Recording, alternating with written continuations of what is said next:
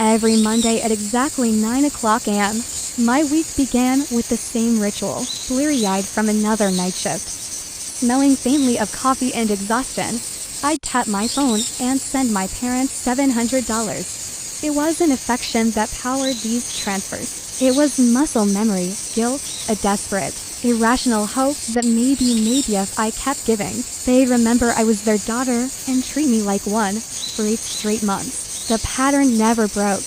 After dragging myself home, I'd sit at the kitchen table beneath a cluster of Ava's crayon drawings, bills stacked beside me like silent accusations. I'd open my banking app, type in the familiar numbers, and stare at the confirmation screen flashing like a heartbeat. Payment sent. Like always. My mother never thanked me. My father never acknowledged a cent. But when their car sputtered to death, I paid the mechanic.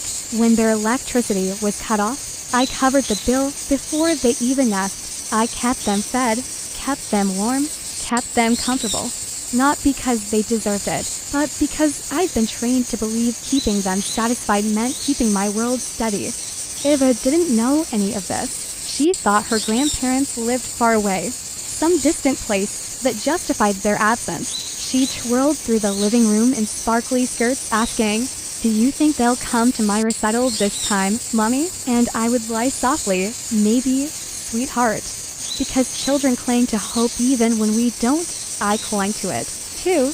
Once, I used to imagine the version of my parents I never had, warm, forgiving, gentle, sitting at my table, laughing with my daughter, holding her tiny hands the way they never held mine. But every call with my mother reminded me how impossible that dream was.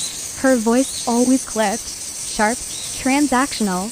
"Don't forget the groceries. Your father's pills are low. We'll need help with the water bill." Not a request, a command. Meanwhile, Ava made families out of her doll's grandma, grandpa, mommy, making them hug, share cookies, and whisper sweet things.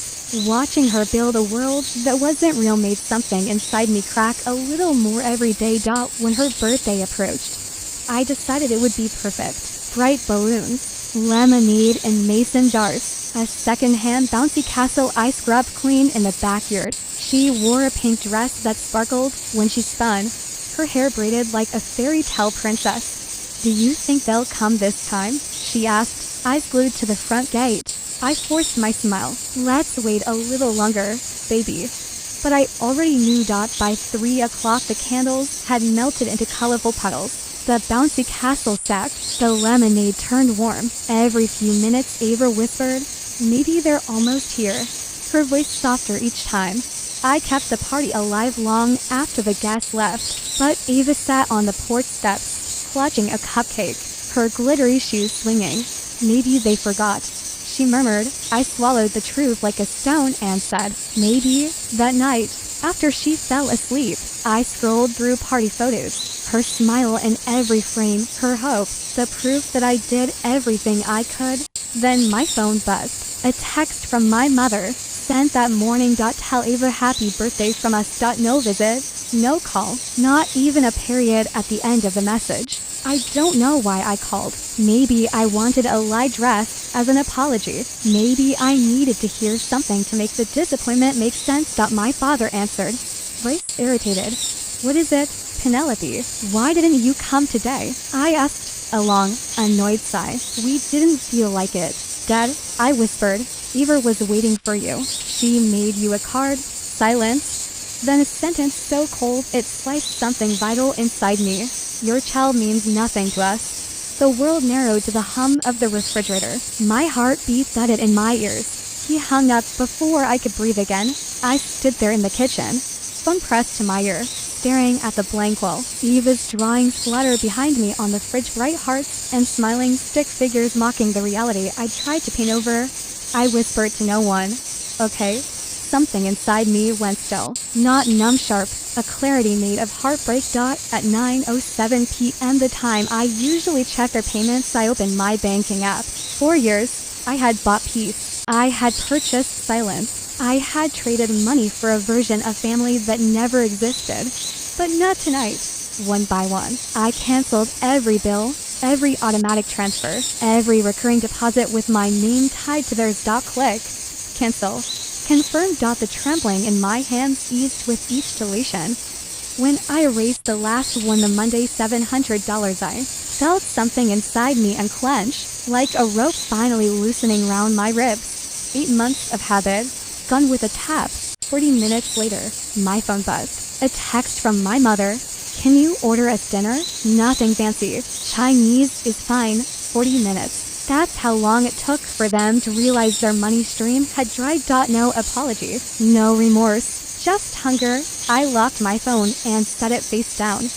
Then I walked to Ava's room and brushed hair from her cheek as she slept. Her hand curled around the stuffed rabbit she'd named Hope. You're everything, I whispered, even if they refused to see it. That night, the guilt inside me died quietly. The next morning, sunlight spilled over the kitchen table, but the echo of his words still vibrated under my skin. Your child means nothing to us. My phone rang, an unfamiliar number. It was the landlord. The rent didn't come through. Just checking in. That's not my responsibility anymore, I said evenly. Later, my brother called. Mom says you've lost it. Define lost, I replied. He hesitated. Pen, I've been sending them money, too. A few hundred every month. They never told me you were helping. My breath caught. They never told me about you either, he said. Looks like we were both paying rent on the same guild. For the first time, we understood each other. But things escalated quickly. A Facebook Live video surfaced, my parents sitting in front of a camera, my mother pretending to cry. We've always supported our daughter, she sniffled. She lies about us refusing to see her child. Then my father held up a picture of Ava in her pink dress. This child does not exist to us. I shut the video off before I shattered. The town didn't. Sympathy, outrage, whispers. 2 days later, my cousin Lauren called. They crashed the family reunion. Don't worry, we handled it. A video hit Facebook, someone filming my parents begging for sympathy at a picnic table. Lauren stepped forward, lifted her phone, and played the recording of my father's voice. Your child means nothing to us. The yard went silent. My mother's face crumpled. My father's color drained. Uncle James said calmly, if that's how you treat your granddaughter, you shouldn't be here. And just like that, my parents were escorted out of their own story.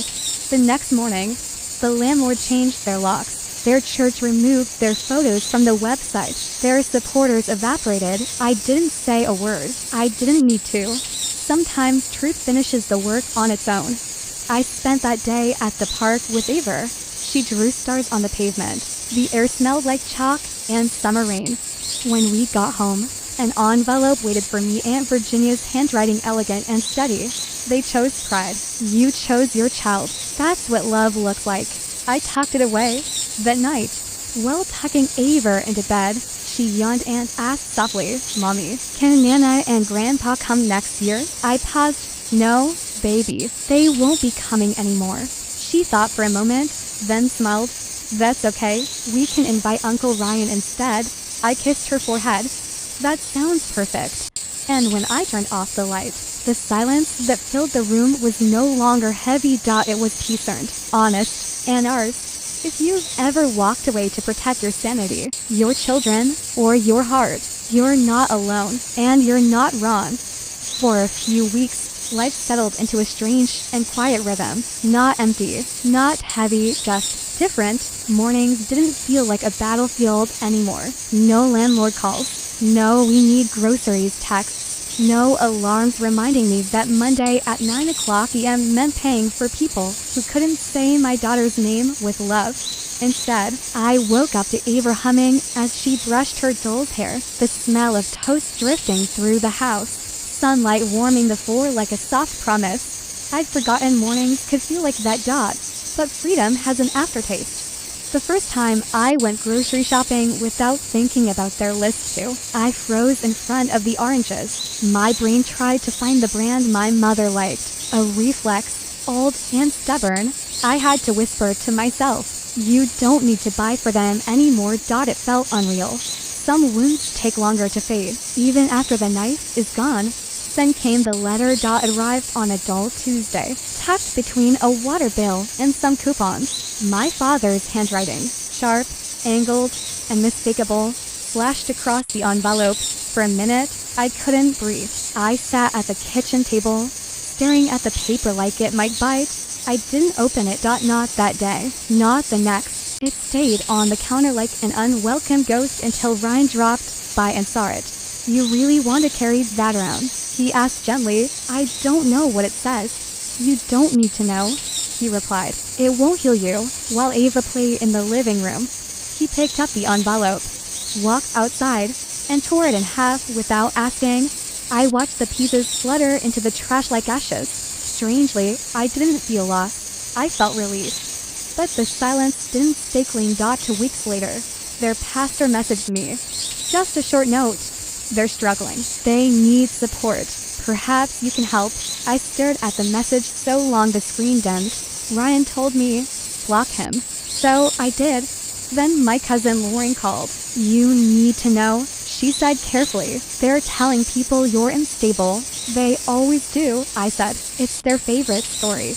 But this time, I didn't crumble. I didn't try to defend myself. People had seen the videos. They had heard the words. The truth didn't need my permission to speak. Yet something unexpected happened. One morning, my doorbell rang. A woman stood on the porch. Mid-50s, soft eyes, holding a stack of envelopes rubber-banded together. I'm Margaret, she said quietly. I live next to your parents. My stomach tightened. Is everything okay? She hesitated. I thought you should have these. She handed me the stack. Your parents got a lot of mail after the videos. Some of these look important. I didn't want them. Not a single one. But Ava peeked around my legs, and the woman smiled kindly. After she left, I placed the stack on the kitchen table. Hours passed before I touched it. Most of it was nice. Church flyers, discount coupons, and notice about their property inspection. But then I found a hospital envelope. My breath caught. Had my father's name on it.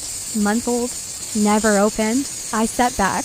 My hands trembled. I didn't open it. Didn't want to know. Didn't want the universe to complicate my peace with guilt-shaped shadows. But the questions curled under my skin anyway. 3 days later, Ryan found me staring at the envelope. Don't, he murmured. What if it's serious? I whispered. What if it is? He challenged. Would it change anything? Would you bring them back into our lives? Would you let Ava get hurt again? Silence stretched between us. No, I said softly. I wouldn't. And that was the truth. I slid the envelope back under the stack and pushed it away. Some questions aren't meant to be answered. But life, somehow, kept moving forward. Eva started asking questions less often. Her drawings grew brighter. Her laugh returned with its full force. And burden felt like pure. I started sleeping through the night, cooking real meals, taking walks after dinner instead of checking my phone for their demands. And slowly, he didn't feel like a stranger. It felt like a home I'd finally moved into. Then came the phone call that changed everything again. A number I didn't recognize. A voice I hadn't heard in a long time. My mother. I almost hung up. Almost let silence be the answer again. But something, not hope, not love, something else, made me stay on the line. Penelope, she said, voice thin like worn paper.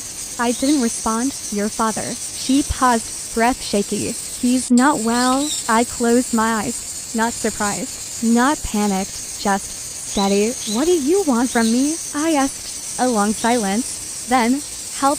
One word. Small. Desperate. But behind it, I could hear the same pride that had poisoned everything. Still living. Still breathing. Still expecting me to fix what they broke. I felt Ava's footsteps running down the hallway behind me. Her laughter, her life, her innocence. And suddenly, I knew the answer. Knew the boundary. Knew the woman I had become. I hope he gets whatever care he needs, I said calmly. But I'm not your solution. Not anymore. My mother inhaled sharply, like I'd struck her. Penelope. I ended the call. Not in anger. Not in fear. In acceptance. Because some endings aren't cruel, they're necessary. Later that night, as Eva slept with her stuffed rabbit tucked under her chin, I realized something. This wasn't punishment. This was protection. For her, for me, for the future we were finally allowed to build. I stood by the window, listening to the rain tapping softly against the glass, and whispered to the night, I choose us, not them, not their past, not their guilt. And for the first time, the world felt quiet in a way that didn't hurt. It felt safe. It felt earned. It felt like the beginning of something better. The morning after the phone call, the house felt unusually still, not peaceful, not tense, just waiting. I moved through the kitchen quietly, making Ava's lunch, buttering her toast, boiling water for coffee. But my mind kept circling the same thought. My father is sick, and I didn't ask what was wrong. Not because I didn't care, because part of me was terrified that if I knew, I might feel obligated. I might slip back into the version of myself I had buried. Ava wandered in, rubbing her eyes. Hair walled from sleep. Morning, Mommy, she whispered, climbing into her chair. I kissed the top of her head. Morning, sweetheart, she hummed while spreading jelly on her toast. Sunlight catching tiny sparkles from the glitter she'd spilled yesterday. That small, ordinary happiness grounded me. This is who I do everything for. Not them, her. But the world wasn't done knocking. Around noon, my cousin Lauren called. You okay? She asked, skipping any greeting. Define okay, I said, twisting the hem of my shirt. I heard about the call, she said. Your mom reached out to Aunt Virginia too. Of course she had. What did she say? That your dad is in the hospital. She wants the family to pressure you. Lauren's tone hardened. Don't worry, no one's falling for it. I exhaled slowly. My shoulders have been tight for hours. You're not a bad daughter, she added softly. You're a smart one. Before I could answer, Ava tugged at my sleeve. Mommy, can we go to the park today? Her eyes were bright, puzzled. And in that moment, my answer was effortless. Yeah, baby, of course. We went, we swung, we ran, we laughed. But the entire time, the truth sat in the back of my mind like a storm cloud on a perfect day. That night, the hospital called. Not my mother, not my father. And nurse, is this Penelope Hayes? Yes, I'm calling regarding your father, Mr. David Hayes. You're listed as next of kin. My blood turned cold. Listed, by default, because no one else wanted the responsibility. He's stable, she continued, but we need a family member present to discuss long-term care options. Long-term. The word hit like a physical weight. What about my mother? She's overwhelmed, the nurse said tactfully.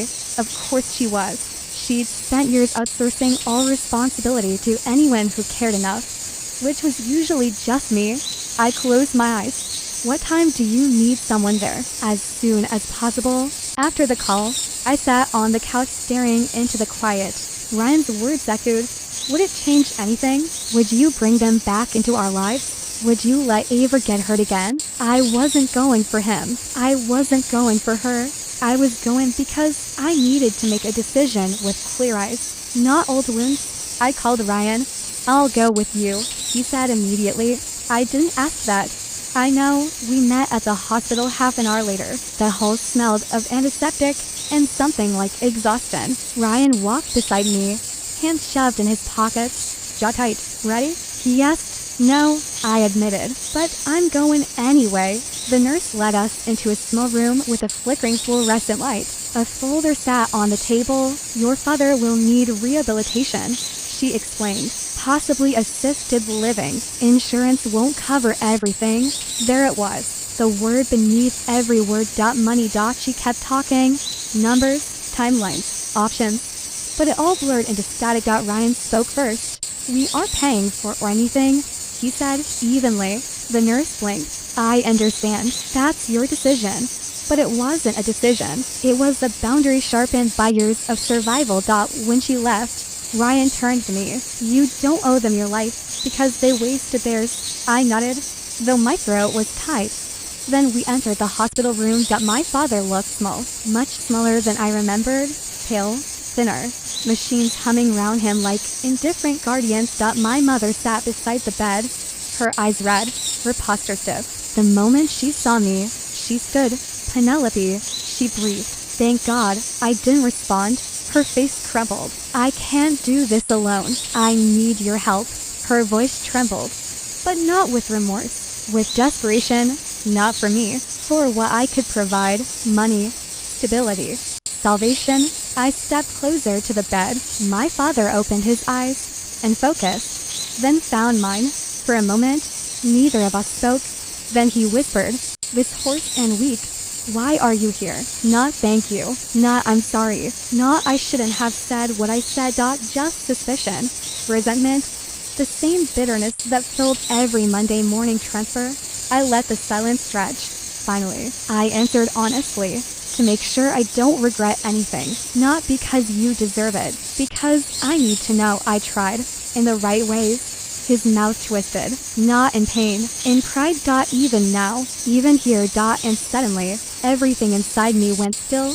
I won't be part of your care, I said quietly. Insurance can guide you. Social services can guide you. But I'm done filling the role you never earned. My mother's voice cracked. You can't just abandon us. You abandoned me first, I said simply. Ryan put a hand on my shoulder. We're leaving. As we walked out of the room, my mother started crying, loud, dramatic sobs that echoed down the hallway. But for the first time in my life, the sound didn't pull me back. It pushed me forward. Outside the hospital, rain began to fall. Ryan looked at me. You okay? I breathed in the cold air, exhaled slowly. I think, I said softly. That was the real ending. He nodded. Then let's go home. That night, as I tucked Eva into bed, she whispered, Mommy, why do you look sad? I brushed her hair off her forehead. I'm not sad, I said truthfully. Just relieved. She smiled sleepily. Good. I don't like when you're sad. I kissed her cheek. Me neither. And as she drifted into dreams, her small hand curled around mine, I realized this chapter wasn't just closing. It was healing. Slowly, quietly, completely. And for the first time, I didn't feel guilty. I felt free.